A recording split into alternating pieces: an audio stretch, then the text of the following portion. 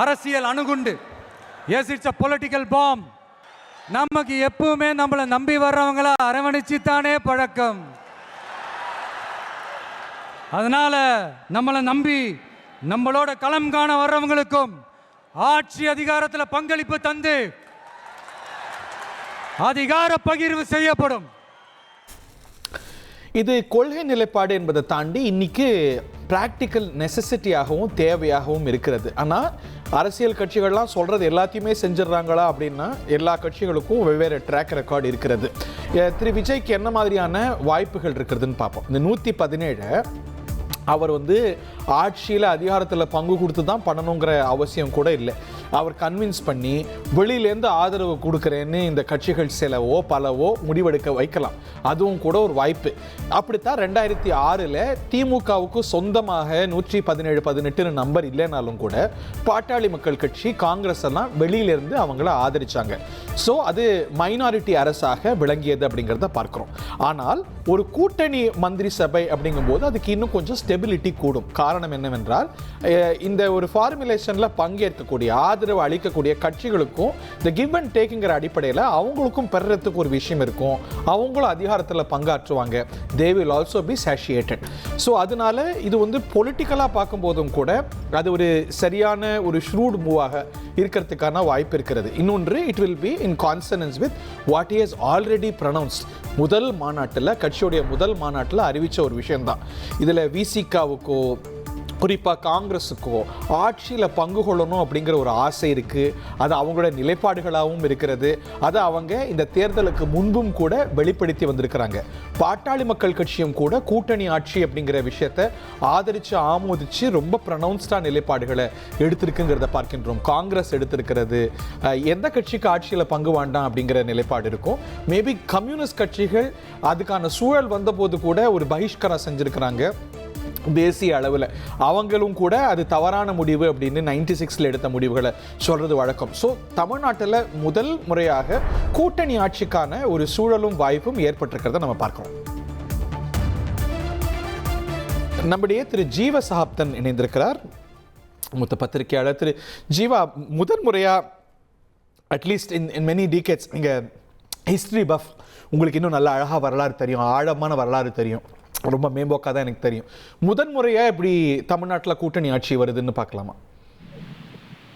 ஆமா, இதுவரையும் தமிழ்நாட்டுல, இந்தியாவுல எல்லா இடத்துலயும் கூட்டணி ஆட்சி வந்தது கூட தமிழ்நாட்டுல வரல. வர வாய்ப்பு இருந்த போது கூட வரல. இப்ப பாத்தீங்கன்னா 67 காமராஜர் எதிர்ப்புங்கிற பேர்ல அறிஞர் அண்ணா, ராஜாஜி, பி ராமமூர்த்தி, மாப்போசி, கம்யூனிஸ்டுகள் எல்லாரும் சேர்ந்த போது கூட அப்ப கூட அவங்க எந்த நிபந்தனையும் வைக்கல.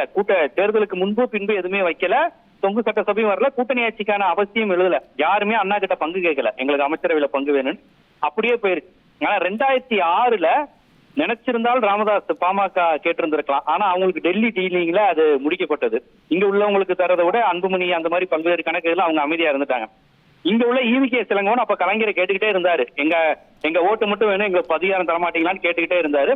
அப்பயும் சோனியா காந்தி மூலமாக அது டெல்லி டீலிங்ல முடிக்கப்பட்டது. தமிழ்நாட்டுக்கு காங்கிரஸ் கட்சி அப்படி ஒண்ணு தரணும்னு டெல்லி தலைமை பெருசா ஆசைப்படல. 2006 கலைஞர் ரொம்ப சாதுரியமா டெல்லி டீலிங்னு சொல்லும் போது இப்ப ஜென்சிலாம் இருப்பாங்க, அவங்களுக்குலாம் சொல்லும் போது அன்னைக்கு டெல்லியில யூபிஏவுக்கு திமுகவோட பாமகவோட ஆதரவு தேவைப்பட்டதுனால அவங்க அதை பிரையாரிட்டைஸ் பண்ணி சரி தமிழ்நாட்டுல வேண்டான்னு ஒரு நிலைப்பாடு எடுத்துட்டாங்க. ஆமா, நீங்க சொல்ற மாதிரி டெல்லி டீலிங்னோட அப்பயும் பாஜக தான் அங்க இருந்துட்டான்னு தப்பா எடுத்துக்கூடாதுல. இப்போதைக்கு அப்பயும் பிஜேபி தான் தொடர்ந்து இருக்கும். ஏன்னா இதை ஏன் தெளிவுபடுத்துறேன்னா, இப்ப 2G ஸ்பெக்ட்ரம் அப்படின்னா என்ன ப்ரோன்னு ஒருத்தர் கேட்டாரு. இன்னும் இப்ப இருக்கிற அரசியல் ஆழமா ஃபாலோ பண்றவர் தான். நமக்கெல்லாம் வயசாகுதுங்கிறத சேர்த்து நம்ம உணரணும். நம்மளாம் வயசாயிருச்சுக்கிறத உணர வேண்டிய தருணம் வந்துருக்கு. அரசியல் சூழல் இன்னொரு எராவை சேர்ந்த ஒரு விஷயம் போல பார்க்கப்படுது. அப்படின்னா எப்படி அரசியல் இளமையோட அரசியல் முதிர்ச்சியில் சேரும்போது அது ரொம்ப தெளிவானதாகவும் நமக்கும் மாநிலத்துக்கும் மக்களுக்கும் பலனளிக்கக்கூடியதா இருக்கும். இன்னைக்கு ஒரு கூட்டணி ஆட்சி வந்திருக்கு, அதுக்கான சூழல் உருவாயிருக்குன்னு பாக்குறீங்களா? இன்னைக்கு அவர் 11 நம்பரை வெவ்வேறு பெர்மிட்டேஷன் காம்பினேஷன்ல எடுக்க முடியும். சோ இப்ப சேர்றவங்க எல்லாம் இந்த கூட்டணி மந்திரி சபையை வலியுறுத்துவாங்களா? இதை அவரும் கூட அதை ஒரு ஆஃபரா கொடுத்து தான் வரவேற்பாரா? உங்க பார்வை அப்படி கொடுப்பதற்கான அவசியம் ஒண்ணு ஏற்பட்டிருக்கு. வேற வழி இல்ல. இப்ப 122 சீட்டு விஜய் வாங்கியிருந்தா இதை பத்தி நம்ம யாருமே டிஸ்கஸ் பண்ண மாட்டோம். அவர் பாருங்க சிஎம்ஐ ஜம்மின் போயிட்டே இருப்பாரு. ஆனா இப்ப அவருக்கு நம்பர் ஒரு 11 நம்பர் கிட்ட தேவைப்படுது, 11 12 கிட்ட. அப்ப காங்கிரஸ் எனக்கு தெரிஞ்சு ரெடியா இருக்காங்க. அந்த சொல்ல போனா விஜய்க்கு பெரிய அழுத்தம் கூட தர மாட்டாங்க அவங்க. அதாவது ஏதாவது ஒண்ணு பார்த்து செய்யுங்கிற மாதிரி கூட போக வாய்ப்பு இருக்குன்னு நினைக்கிறேன். பட் விசிகா, இடதுசாரிகள், பாட்டாளி மக்கள் கட்சி இவங்கெல்லாம் போவாங்களான்னு தெரியல. ஆனா விசிகா ஏதோ வில்லிங்கா இருக்கிற மாதிரியான செய்திகள் சொல்றாங்க. ஒருவேளை அவங்க எல்லாம் போறாங்கன்னா ஏதோ 2 சீட்டு 3 சீட்டு இருந்தாலும் கண்டிப்பா அவங்க எதிர்பார்ப்பாங்க. ஜீவா சார், ஆனா இதை நம்ம இதை கிளியர் பண்ணிடலாம். இப்ப இன்னைக்கு திருமாவளவன் சொல்லும் போது நாங்க இடதுசாரிகள்லாம் ஒன்னா செயல்படுறோங்கிறார். சோ அது ஒரு 6 அப்படிங்கிற ஒரு பிளாக்கா நம்ம பார்க்கிறோம். ஏன்னா அவங்க ஒரு கொள்கை பிடிப்போட ஒரு இடது அரசியல் எடுத்து போடுறவங்க. சோ இதுல ஒண்ணு இந்த பிளாக் இருக்க முடியும், இல்ல பாமக இருக்க முடியும். 2 பேரும் இருக்கிறதுக்கான வாய்ப்பு குறைவுன்னு சொல்லலாமா, இல்ல அதை ரூல் அவுட் பண்ணிடலாமா? குறைவுன்னு கூட என்னால சொல்ல முடியாது. இன்னைக்கு இருக்கிற சூழல்ல இந்த திராவிட கட்சியும் வேணாம் அப்படிங்கிற ஒரு கான்செப்டை அவங்க உருவாக்கி இருக்கிறாங்க. மக்கள்கிட்ட அப்படி ஒரு வேவ் இருக்கிற ஒரு கான்செப்டை வந்திருக்கு. மக்கள் அவ்வளவு உணர்வோட திராவிடம் வேண்டும் வேண்டாங்கிற அரசியல் தெளிவோட போட்டாங்களான்னு தெரியாது எனக்கு விஜய்க்கு. ஆனா இப்ப ஒரு சினோரியா வந்துருச்சுல, 67 இருந்து இப்ப வரையும் திராவிட கட்சியே இல்லாத ஒரு ஆட்சி முறையா வரப்போகுது இல்ல தமிழ்நாட்டுல. இதுக்கு முன்னாடி இப்படி ஒரு கவர்மெண்ட் கிடையாதுல்ல. பட் ஆனா அவங்க பாமகவையும் பாஜகவையும் திருமாவளவன் நெகட்டிவ் லிஸ்ட் எல்லாம் வச்சிருக்காரு. இவங்களோட எந்த வகையிலயும் உறவு கிடையாது அப்படின்னு திருமாவளவனுக்கு நீங்க மேல 1000 விமர்சனம் வைக்கலாம். ஆனா அது ஒரு கொள்கை கன்விக்ஷன் வந்துருச்சுன்னா அவ்வளவு எளிதா மாறுறவர் இல்லை. ஏன் விஜய் கிட்ட இருந்து கூட ஆஃபர் இருந்தது அவருக்கு ப்ரீ போல்ல.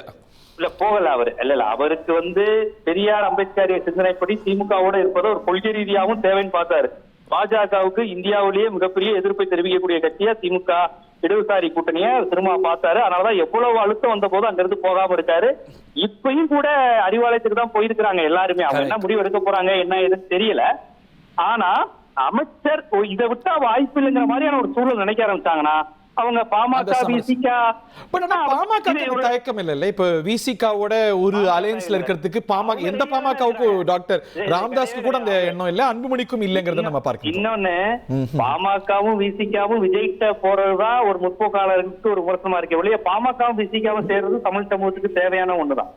ஓகே, சோ இப்ப நீங்க ரூல் அவுட் பண்ண மாட்டீங்க, நீங்க அதிசயப்பட மாட்டீங்க, ஆச்சரியப்பட மாட்டீங்க விசிகாவும் பாமகவும் இந்த காம்பினேஷன்ல இடம்பெற்றா திமுக கூட்டணியில இருந்து போகணுங்கிற முடிவுக்கு அவங்க வந்துட்டாங்கன்னா ஒருவேளை நீங்க அட்ஜஸ்ட் பண்ணிக்கோங்க, இதுல என்ன இருக்கு பாத்துக்கலாம். ஏன்னா விஜய் சிஎம், பாமக சிஎம் கிடையாது, ஒரு அமைச்சரவையில் இடம்பெறலாமே, இதுல என்ன இருக்குன்னு பாமகவும் இறங்கி வரலாம். நிறைய அவங்களே நெகோசியேட் பண்ணலாம், நடக்கலாம். இது ஊகமா தான் நான் சொல்றேன். ஏன்னா முதல் திமுக கூட்டணியை விட்டு போகணும். ஏன்னா ஆளுநர் விளையாட்டுங்கிறது பாஜக விளையாட்டுங்கிறதா இவர் திருமாவளவன் பலமுறை RN ரவி விஷயத்துல சொல்லியிருக்காரு. பட் ஆளுநருக்கு விளையாட ஸ்கோப் இருக்கா, வாய்ப்பு இருக்கா? நினைச்சா கூட ஏன் வாய்ப்பு இல்ல? அதெல்லாம் இருக்கு. இன்னும் நமக்கு பிக்சர் கிளியர் பிக்சரே கிடைக்கலையே. இப்ப யாரு சொல்லலையே யார் யாரோட அலைன்ஸ், யார் இங்க வரப்போறா, என்ன சேர போகுதுன்னு முடிவாகலையே. பட் ஆனா அப்போ எப்ப அந்த சூழலுக்குலாம் வாய்ப்பு இருக்குன்னா ஒரு லிமிடெட் ஸ்கோப் இருக்குன்னும் போது இன்னைக்கு Thiru Vijay can choose from allies of ADMK and DMK. அவருக்கு விளையாடுறதுக்கு நிறைய செஸ் போர்ட்ல காயின்ஸ் இருக்குல்ல. இல்ல ஆமா, ஆளுநர் இப்ப பொறுப்பாளுநர் போட்ட போதே அந்த விமர்சனம் வந்தது. எதுக்கு வித்யாசாகர் ராவ் மாதிரி சசிகலா இஷ்யூ மாதிரி கரெக்டா இவங்க ஏன் பொறுப்பாளர் போடுறாங்க, RN ரவி எதுக்கு மம்தாட்ட அனுப்புறாங்க, இப்படி எல்லாமே சந்தேகமா இருந்தது. இப்ப வேற ஒண்ணு வேணாம், ஆளுநர் கூப்பிட்டாதானுங்க, அவங்க நினைச்சாதான். நாளைக்கு அவர் சந்திக்கிறாருன்னு நம்ம கேள்விப்படுறோம். சோ நாளை அந்த அப்பாயின்மெண்ட் ஒருங்கிணைக்காம அது அறிவிப்பா செய்தியா வந்திருக்காது அட்லீஸ்ட். சோ ஆளுநர் இன்னைக்கு தமிழ்நாட்டுக்கு வந்துடுறாரு. சோ நாளைக்கு அந்த சந்திப்பு இருக்கு. அப்படிங்கும் போது தமிழ்நாட்டுல அவங்க ஏன்னா வேற ஏதோ நம்பர்ஸ் இருந்ததுன்னா அவங்க விளையாடலாம். நான் அவங்கள கிளீன் ஷீட் கொடுத்து பேசல, அதுக்கான ஸ்கோப் இருக்கா, ரியல் பாலிடிக்ஸ் சென்ஸ்ல ஒரு ஸ்கோப் இருக்கான்னு நான் கேட்கிறேன். இப்ப நீங்க சொல்ற மாதிரி பாமக அணியில் விசிக இணைய மாட்டேன்னு சொன்னா என்ன பண்ணுவீங்க? விசிகா இருந்தாதான் இடதுசாரிகளும் வருவாங்க. அப்ப அப்படியே விலகிட்டா வெறும் 4-5 சீட்டு தான் பாமக இருக்கு. 5 சீட்டு தானே அவங்க பாமக? 5 4 தான் 4 சார். 5 இரவு வரைக்கும் 5 இருந்தது, அப்புறம் 4 தான் ஜெயிச்சது. 4 அப்ப அவங்க பாமக மட்டும் இருந்தாங்கன்னா அப்புறம் அந்த இது கான்செப்ட் என்ன ஆகும்? அமமுக எம்எல்ஏ கிட்டத்தட்ட முடிவு எடுத்துட்டாரு, அமமுக முடிவு எடுத்துருச்சு அப்படிங்கிற மாதிரி சொல்றாங்க. அமமுக 1 தேமுதிக இன்னும் முடிவு எடுக்கலன்னு சொல்லி இருக்காங்க. ஆமா, இப்ப வரையும் அவங்க சொல்லலையே. எனக்கு தெரிஞ்சு அவங்க போடுறதா உடனே சொல்லிருப்பாங்களே. எந்த காம்பினேஷன்ல இருந்தா கூட ஒரு கூட்டணி மந்திரி சபையை நோக்கி தமிழ்நாட்டு அரசியல் நகருது.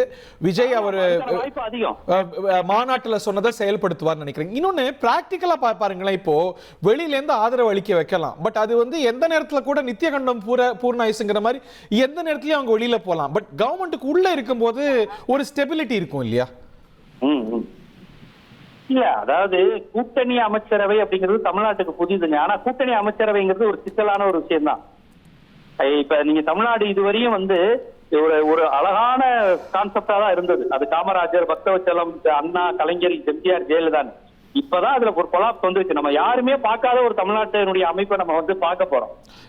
101 சொன்னீங்க பாருங்க, இது வரைக்கும் பார்க்காத விஷயங்கள்லாம் நம்ம பார்த்துட்டு இருக்கோம். கண்டிப்பா பாப்போம். ஏன்னு கேட்டீங்கன்னா 1970 எங்கள் தங்கம் படத்துல எம்ஜிஆர் ஒரு பாட்டு போடுவார். அப்ப தமிழ்நாட பத்தி பெருமையா பேசும்போது சொல்லுவாரு, தமிழ்நாடு நல்ல தமிழ்நாடு, சட்டசபை அது எப்போதும் கலையாத தமிழ்நாடு.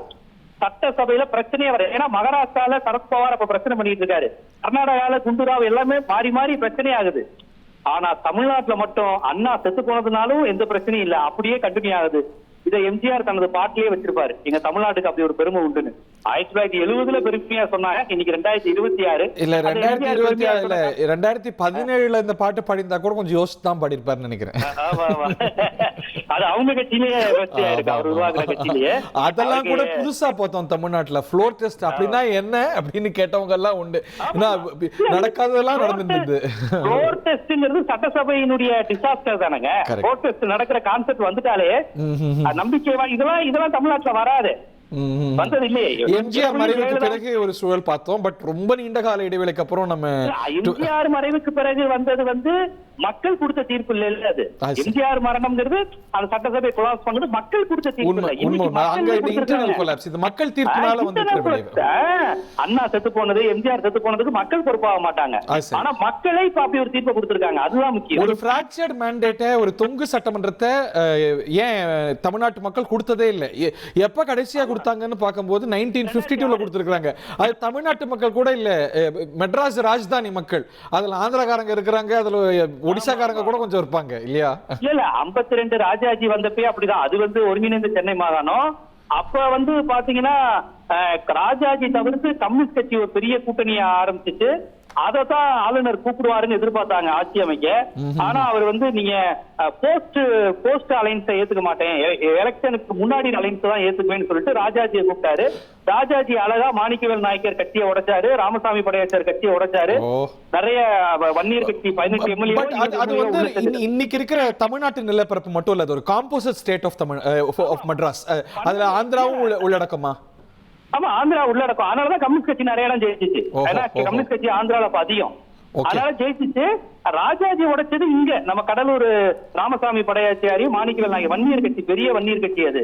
ஓகே, அன்னைக்கு ராமசாமி படையாச்சியார் ஒரு முக்கியமான ஃபேக்டர் இருந்தார். இந்த முறை டாக்டர் அன்புமணி ராமதாஸ் அந்த மாதிரி ஒரு ஃபேக்டர் எடுக்கிறாராங்கிறத பார்க்கலாம். But who plays the king maker இந்த காம்பினேஷன்லங்கிறத பார்ப்போம். நம்ம தொடர்ந்து இணைந்திருப்போம் Jeeva. Thank you very much for your very interesting insights. உங்கள் தந்திவன் தொலைக்காட்சியில் ரகசிய சிநேகிதியே தினமும் இரவு 8 மணிக்கு காண தவறாதீர்கள்.